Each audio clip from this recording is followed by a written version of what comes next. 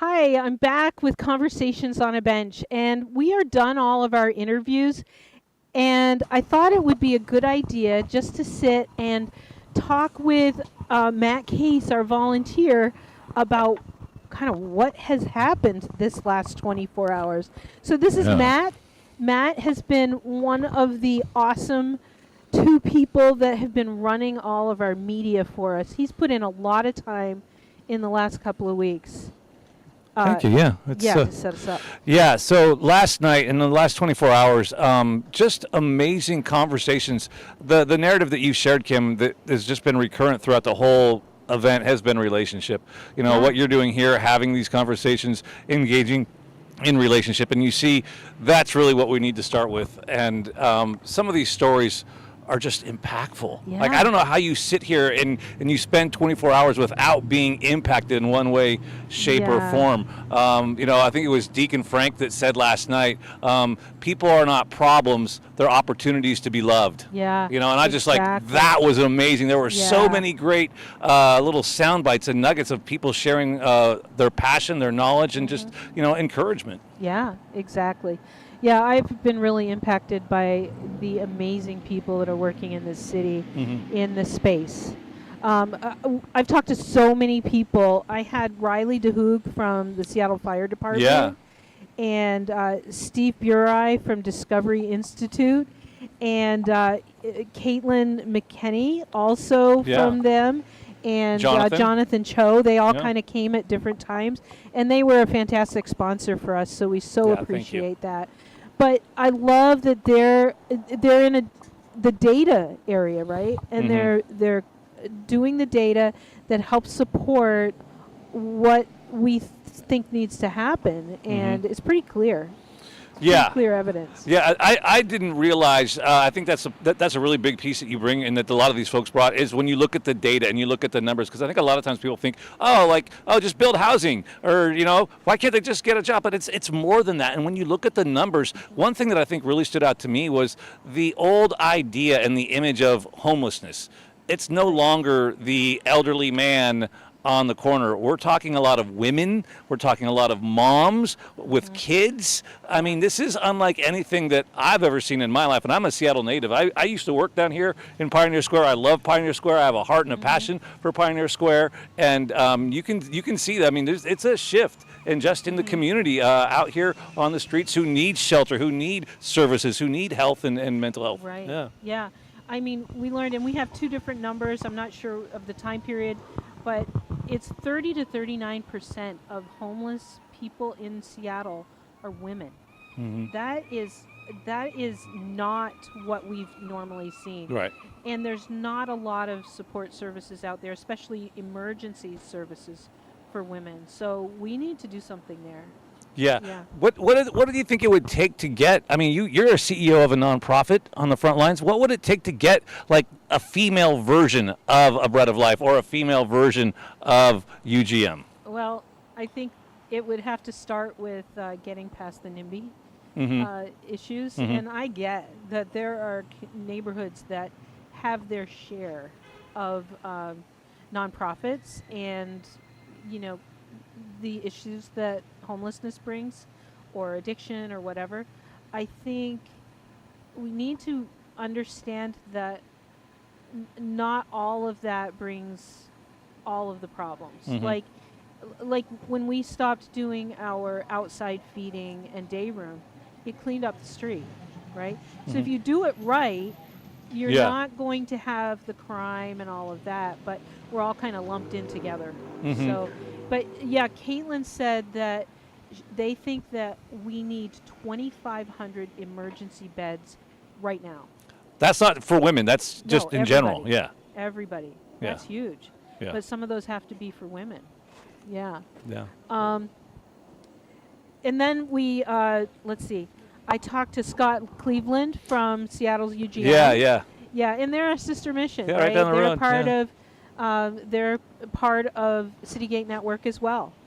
And Let me ask you. Let me turn the tables on you and interview you for one moment. You've been here for closing in on now 24 hours. You've had amazing, remarkable conversations. Was there one conversation with one person in particular that just stuck with you, that resonated with you, that like, wow, that really is going to be something that sticks with me?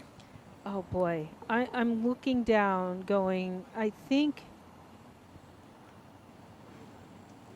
there were so many. I know it's hard. There really were. I really loved talking to Dwight Wiskerson from the Downtown Seattle Association, because his story is that he came out of that. I believe I've got the right guy. I hope I do. That was past midnight. You were out here. Well, It was about 20 degrees. That one was 6:40 last night.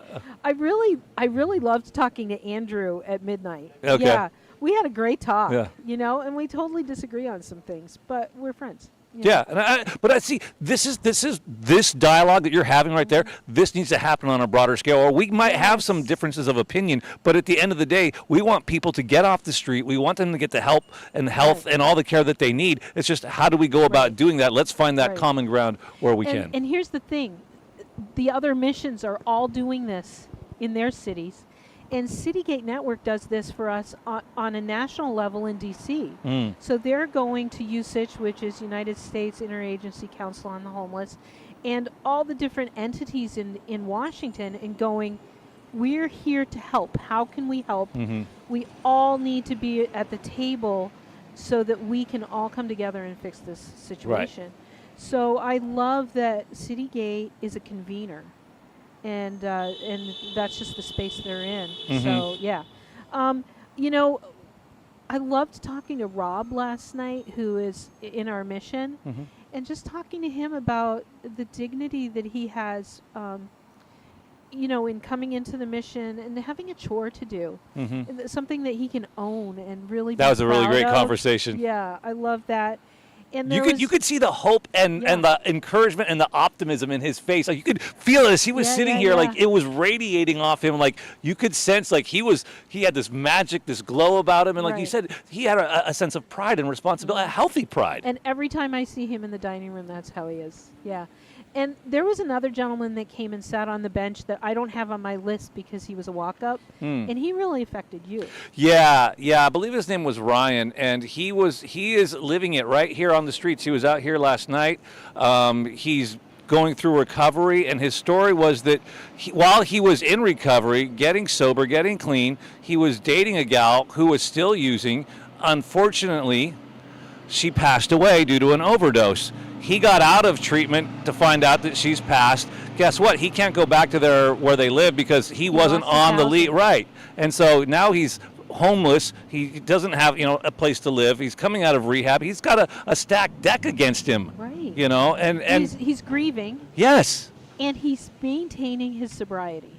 That was incredible. Like, so many people just go, yeah, I'm done. Right. I'm just going back to it. But he's maintaining that. Yeah. So I hope we were able to help him. I sent him over to talk to one of our guys. But, yeah, that kept you awake last night. It did, and just hearing his story. I mean, you could see from Robert to Ryan, the two individuals. I mean, we when we spoke with Robert last night, you could see this guy had hope.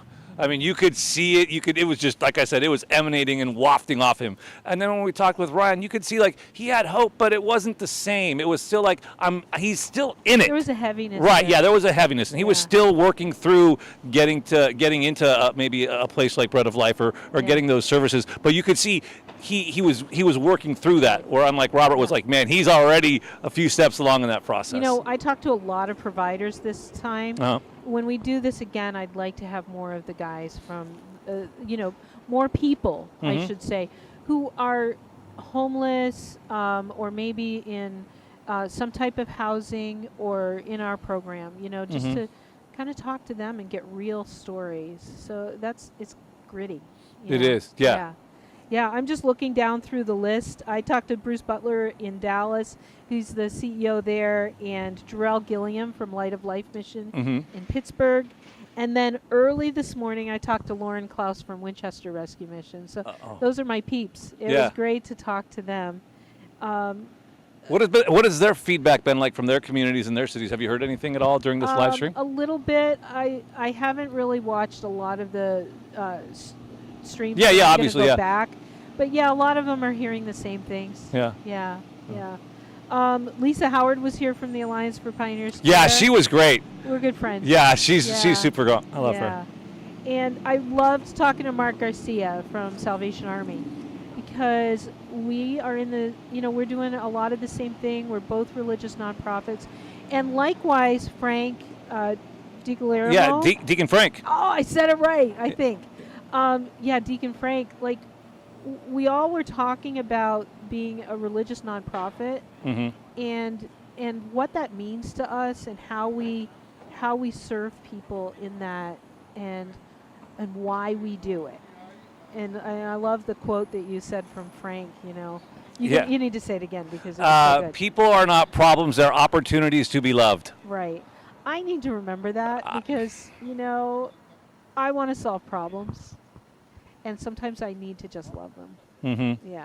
And I think that's the hard thing, though, is like, what does that love look like? Because it's going to be different for each individual person. Right. Like, the way that this person needs love is going to be different from them. And I think that's what, like, great organizations like you guys do. You're able to identify to a point, like, okay, it's not going to be a blanket one-size-fits-all type of solution. There's going to be individual solutions for individual people that are experiencing different things. And I would say love with boundaries. Yeah. Right? Yeah. And I think some think that love means giving people total autonomy and freedom that may cross other people's freedom. And I would say it needs to be with boundaries. Yeah.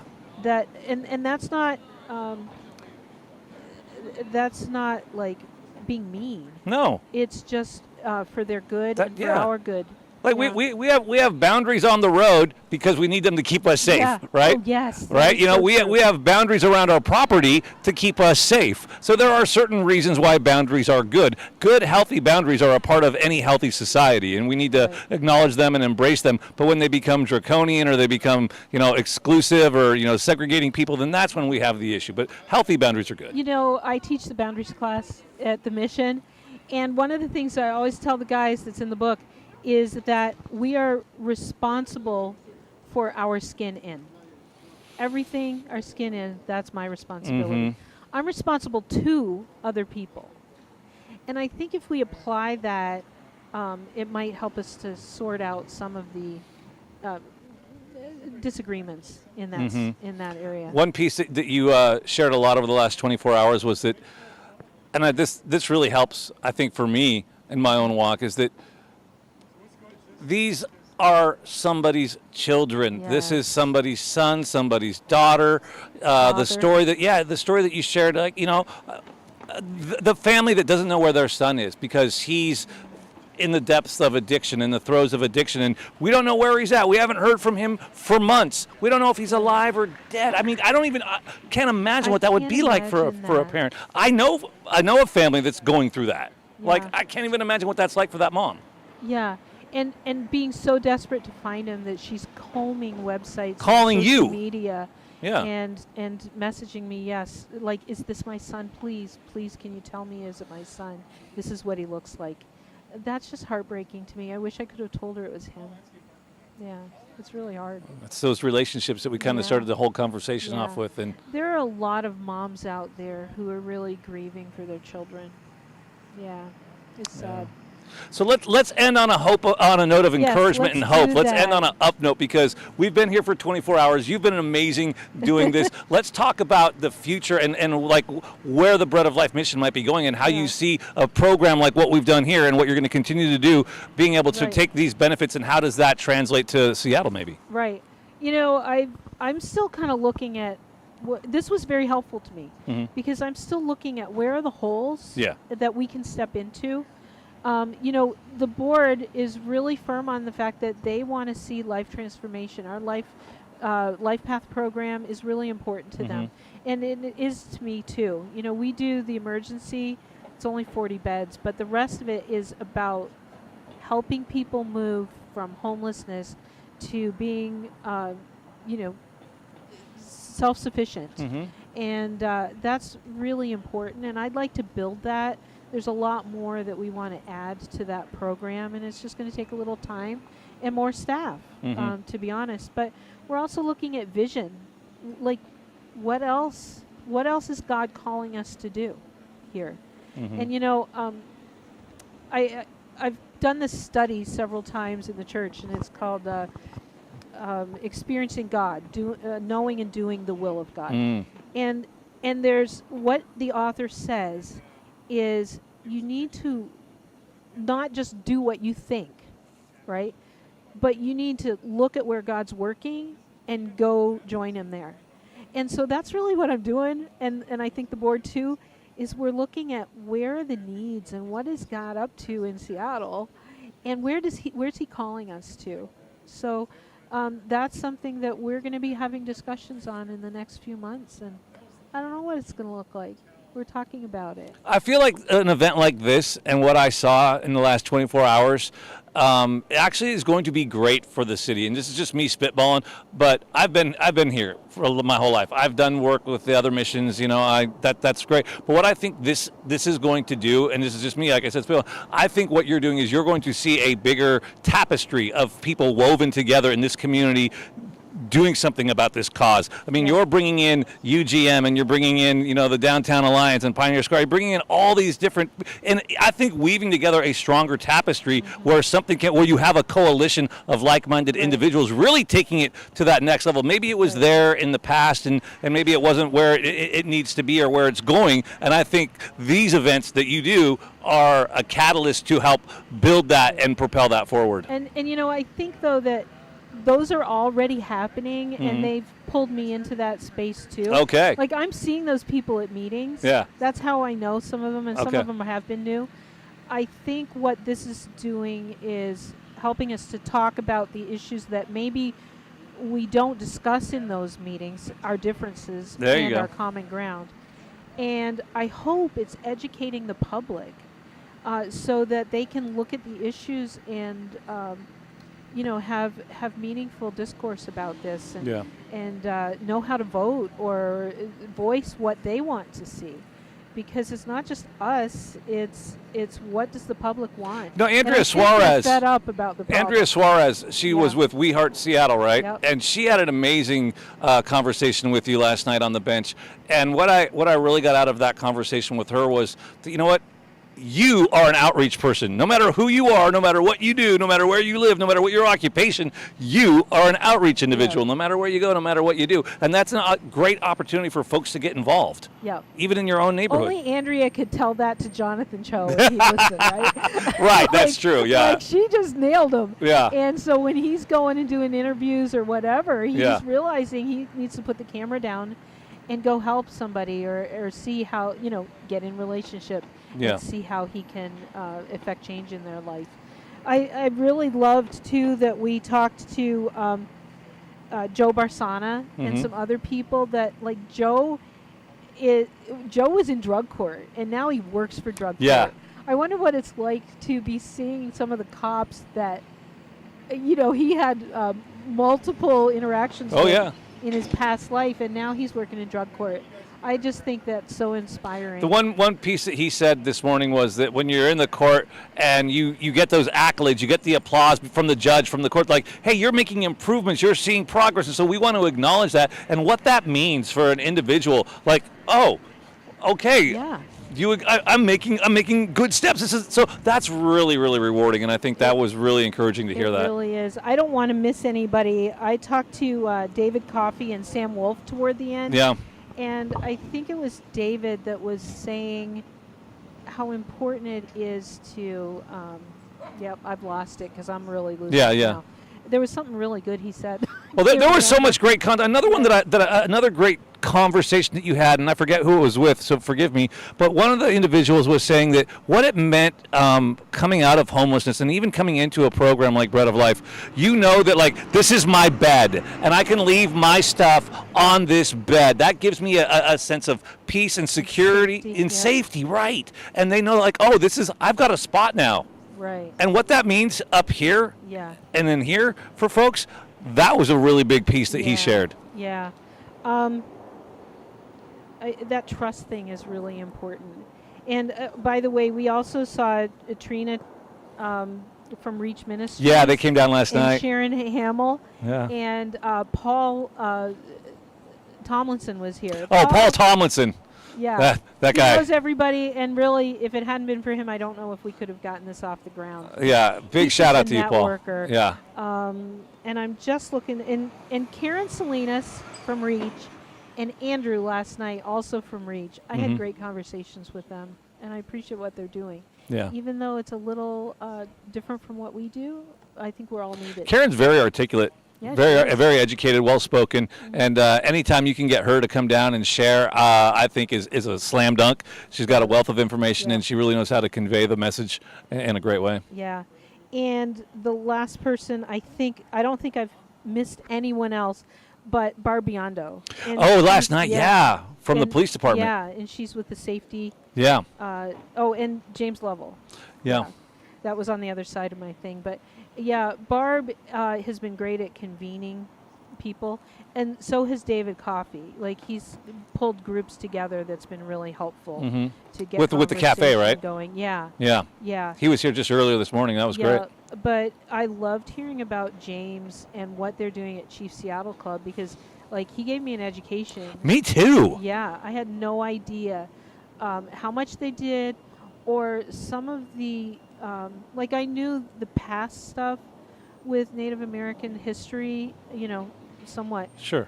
But I didn't know they had stopped doing resources on the reservations and then sent everybody to the cities I had no and idea then about that didn't either. stand up to what they said. I mean, That is just a makes travesty. because that's what they've done. But Right.